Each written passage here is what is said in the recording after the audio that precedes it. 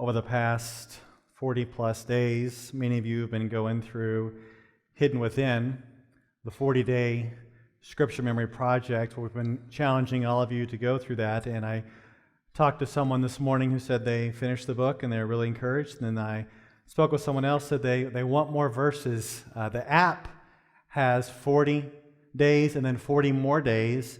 And I said, go to the app. And she said, well, I've already done all 80 days. I'm like, well, I'm out of verses. No, you can always add your own and keep going and keep going and keep going.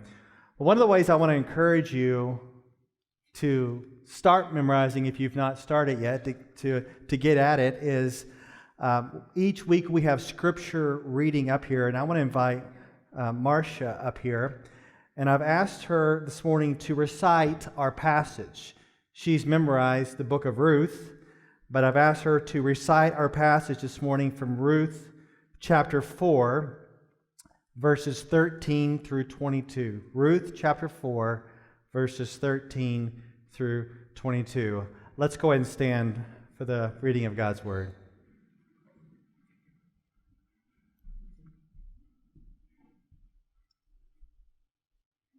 So after the elders and all had given their blessing to the union of Boaz and Ruth, we start in verse 13.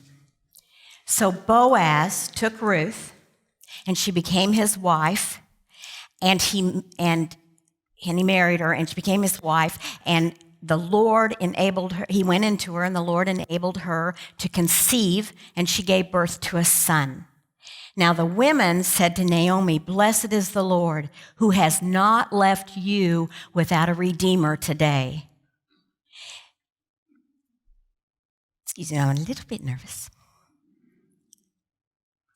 "And may his name become famous in Israel.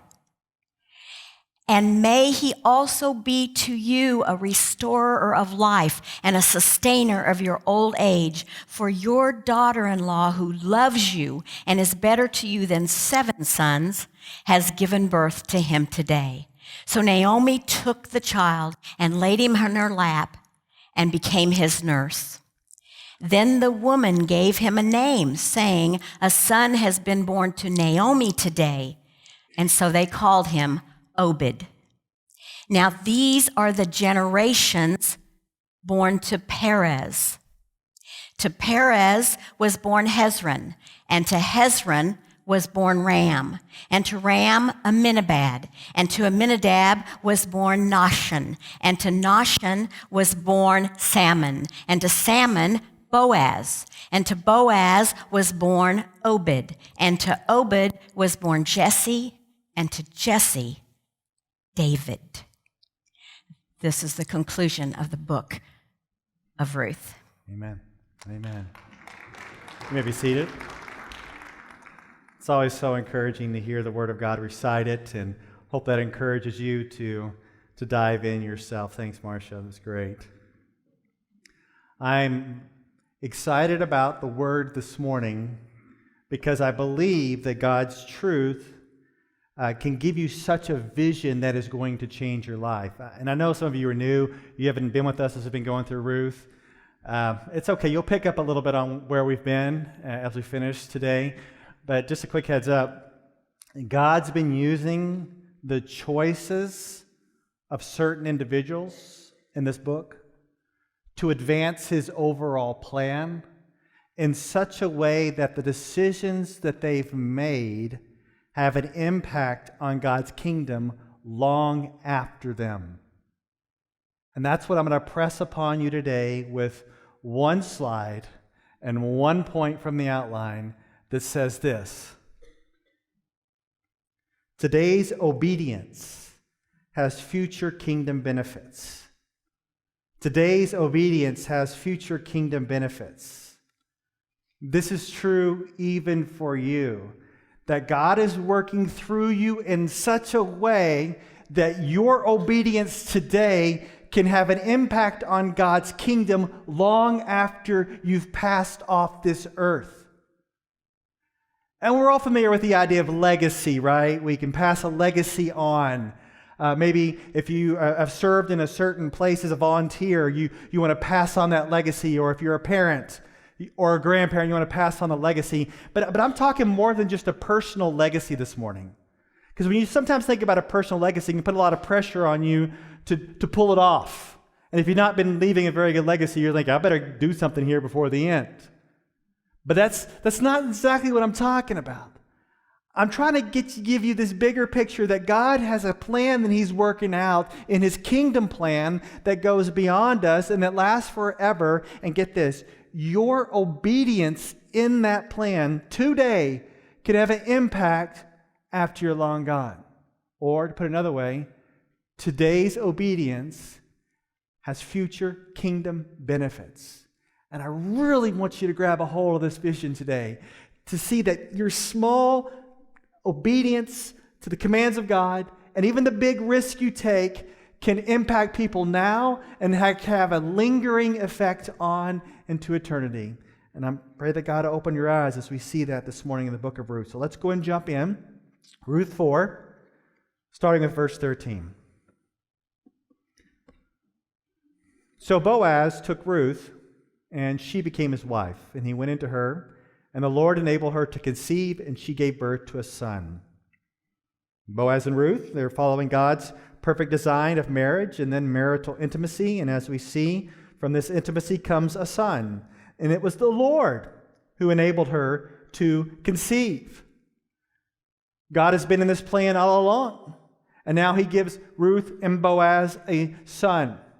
Can you imagine the kind of character that Ruth and Boaz are passing on to their son and the generations to follow? You think about the decisions they've made to act with integrity toward one another. But you may say, yeah, but what about Ruth? Ruth has a past. She comes from Moab. Did you know they worship the god Chemosh, where they would sacrifice people to this god, and there was a lot of sexual immorality involved, and yet God took Ruth from that place of immoral evil and brought her under His wing and brought her salvation within Israel. And I just think about my past is part of my story that I pass on to my kids, that their dad at their age was living a very immoral life. And yet God saved me out of that life, brought me into His kingdom, and that's part of my story. And what I want to pass on to them now is obedience to Jesus Christ that can land in their life and be passed on to their kids and their kids and their world, because you understand that parenting can have lingering effects. Grandparenting can have lingering effects. For good, more for bad. But today's obedience, future kingdom impact. Let's keep looking at it. Verse 14.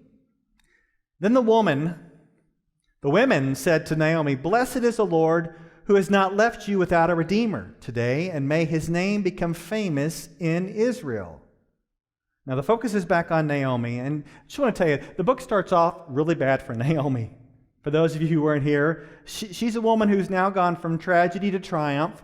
She went from a famine to feast, and from childlessness to offspring. And she's probably in her house right now, and she's got all the ladies over. They're all over for a women's Bible study, and they come over. They come over to her house, and these are the women that heard her call her name Mara. Remember that part in the beginning? She, "Don't call me Naomi, call me Mara. I'm bitter."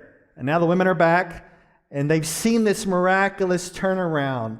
And we're not exactly sure of the details, but it looks like, I think that the women are coming from Ruth and Boaz's house, and they got this baby, and they're bringing the baby over to Naomi. And did you notice what it says here in verse 14? That the baby is called the Redeemer. Did you see that? Did you see that? Blessed is the Lord who has not left you without a Redeemer today. The baby is called the Redeemer, or the one in who the redemption has been realized. That this baby will function as a redeemer to pull Naomi out of childlessness, to kept the name alive of her dead husband Elimelech and the inheritance. And this baby is going to take care of her in her old age. And the women, they make this prayerful, prophetic plea, and look what they say to it. They say, may his name become famous in Israel. Little do they know that this little baby is become famous in Israel, where the descendants are going to come from him, such as David, and the greatest descendant ever, Jesus Christ. And I really hope you're cluing in here that God has used the faithfulness of Boaz and Naomi and Ruth to advance his plan not only in their lives, but beyond their lives. And I want to keep pressing this because we saw little small and big decisions that these people made that played into God's plan, and it could have gone a different direction. Do you remember when Ruth came to Boaz on the threshing floor at night? And the threshing floor is often where prostitutes were. And it's late at night, and Ruth comes, and Boaz has decisions right there if he's going to take advantage of her or be a man of integrity. And a lot of guys like to think that what they do in private when no one else is looking is really not going to impact too many other people. Perhaps it may impact their wife negatively, but beyond that, it will just stop. And we don't understand what's going on is that our decisions, men, in private as well as in public, have an impact, not only on our wives, but it impacts on down the line. And right here, we have Boaz making a decision of integrity. And it plays out into a good way as now we have this baby. And God's mission is going to continue. Verse 15. May he also be to you a restorer of life and a sustainer of your old age. For your daughter-in-law, who loves you and is better to you than 7 sons, has given birth to him. You see, just when Naomi thought her family line was done for good, God brings along this Redeemer who would restore life and carry on the family's name. So childlessness is replaced by an heir, and famine is replaced by a continual feast. And this is God's goodness to Naomi, but the human instrument was Ruth. Don't you love that little phrase there? That Ruth is better than 7 sons. That's awesome. Well, why is she better than 7 sons? Well, she left her homeland and her guides to come take care of Naomi. She went out to the fields to glean at great personal risk to herself. And then she didn't go after marriage to the younger or the richer men, but she married the Redeemer, Boaz. And what we see here is that her love continues toward Naomi, and that Ruth, get this, Ruth is giving Naomi a share in raising the boy. Now, this may seem weird, and I don't understand everything that's going on here, but it looks kind of like a situation we may understand like a foster mom. As the boy is going to grow up, he is going to treat Naomi like his mom, and he's going to care for her in her old age. And you think, are you sure? Well, look at verse 16. Then Naomi took the child and laid him in her lap and became his nurse. You see what I'm saying here about foster mom? Naomi seems to be taking care of him in this mother-like role, puts him on her lap and becomes his caretaker. And it gets even clearer in verse 17. Look at verse 17. The neighbor women gave him a name, saying, "A son has been born to Naomi." So they named him Obed. He is the father of Jesse, the father of David. Isn't this great? The women are all over there. It'd be like your Bible study in your house naming your child. And that's what's going on here. The women name him Obed, which means servant or servant of the Lord. And it's very appropriate that he will serve the Lord in many ways. But this is no ordinary child, because you notice there that it says that Obed was the father of Jesse, the father of David. That would be King David. So David's grandpa was Obed. Did you know that? It's like the narrator is putting some time and space between Naomi and King David. And I'm trying to think to myself, how in the world did a little story about 2 widows just trying to make ends meet end up being centered on King David? Can you believe that? All they're trying to do is be faithful while God was crafting this dynasty that would eventually end up with King David and eventually the Lord Jesus Christ. Little do they know that through their little small acts of obedience, God is working this plan. 2 widows. God had a plan.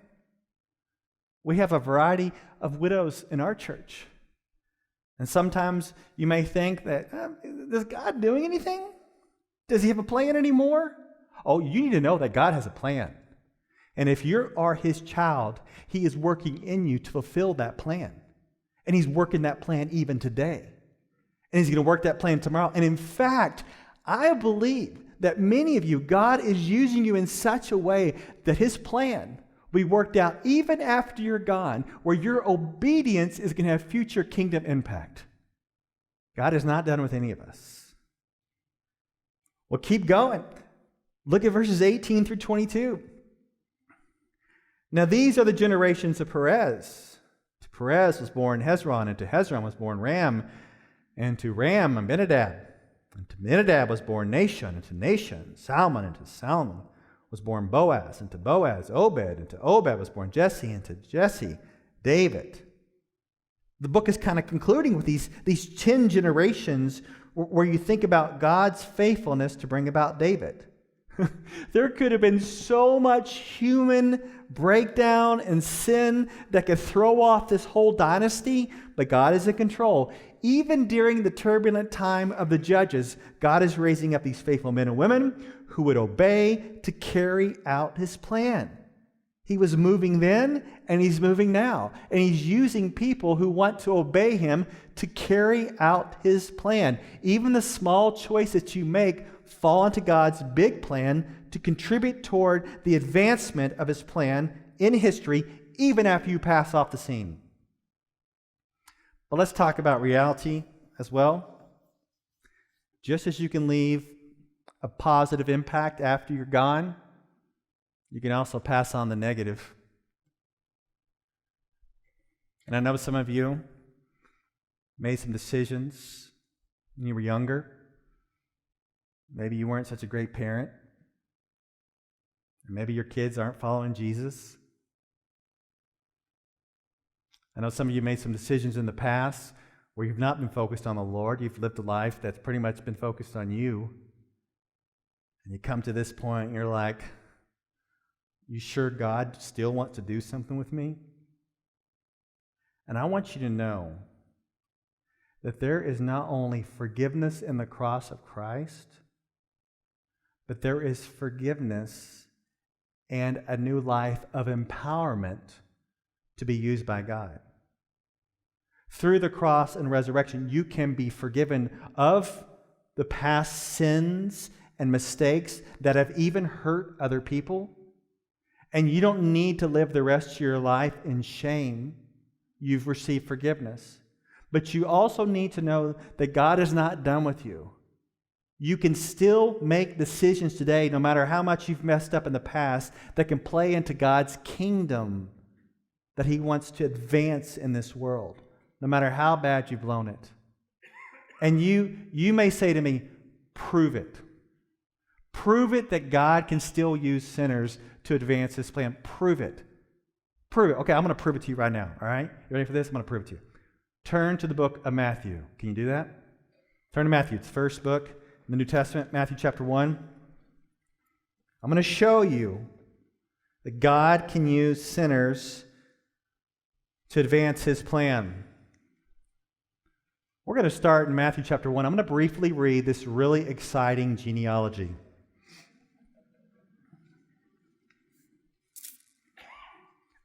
And I know some of you have never seen some of this before. This is going to blow your mind, okay? You ready for this? This is amazing. We're not going to read the whole thing. We'll just start in verse 1. By the way, this is the genealogy that leads up to Jesus. Verse 1. The record of the genealogy of Jesus, the Messiah, the son of David, the son of Abraham. Abraham was the father of Isaac. Isaac the father of Jacob. Okay, let's stop. Jacob. He is the founding father of Israel. And habitual deceiver. God still saves deceivers today and uses him to advance his kingdom. Keep going. And Jacob, the father of Judah, and his brothers.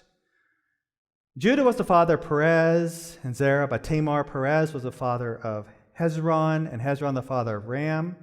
This is very similar to the Ruth genealogy. Ram was the father of Amminadab, Amminadab the father of Nahshon, and Nahshon the father of Salmon. Salmon was the father of Boaz by Rahab. What? Who is Boaz's mom? Do you see that? Can you believe that? That's a former prostitute. What? God is taking a former prostitute and using her? God still takes even the sexually immoral today, saves them and changes them and uses them. If you doubt that, look right here. Boaz was the father of Obed by Ruth, and Obed the father of Jesse. Jesse was the father of David the king. David was the father of Solomon by Bathsheba, who had been the wife of Uriah. Don't you just want to ask God, God, can you leave that part off? You see that David, King David, right? It mentions him, he's a follower of Solomon, by this woman named Bathsheba, whom he committed adultery with, and oh, by the way, killed her husband. Let's not leave that in there, and it's left in there. Why is it left in there? Because God still saves, apparently, those who've really gone off the rails, and forgives them and wants to use them. Do you believe that? Hopefully that will encourage you that no matter what you've done, there is forgiveness. And God still has a plan that your obedience today, no matter what you've done in your past, you can be forgiven, and your obedience today can have future kingdom impact and benefit long after you're gone. I had a really close friend who lived a wretched life, and God saved him. And he started sharing the gospel with others, and people got saved. But then a crazy freak thing happened at a very young age. He died. And in some ways I don't understand and cannot explain fully. Somehow that the money he had saved was set up in such a way that it advanced future kingdom works in church planning, future kingdom works in caring for vulnerable children. And so even though he passed off the scene, get this, the people that he invested in while he was alive were still following Jesus and investing in others. And even after he's dead, the way he set things up, God's kingdom is still advancing as churches are being started and vulnerable children are being cared for. And I think that is amazing. God's got a plan to use you beyond you. God's got a plan to use you beyond your days here based upon simple acts of obedience. God's not done with any of you, and he has a plan that through your obedience, he's going to impact this world and advance his kingdom far beyond you, far beyond me, all into eternity for his glory. Let's pray.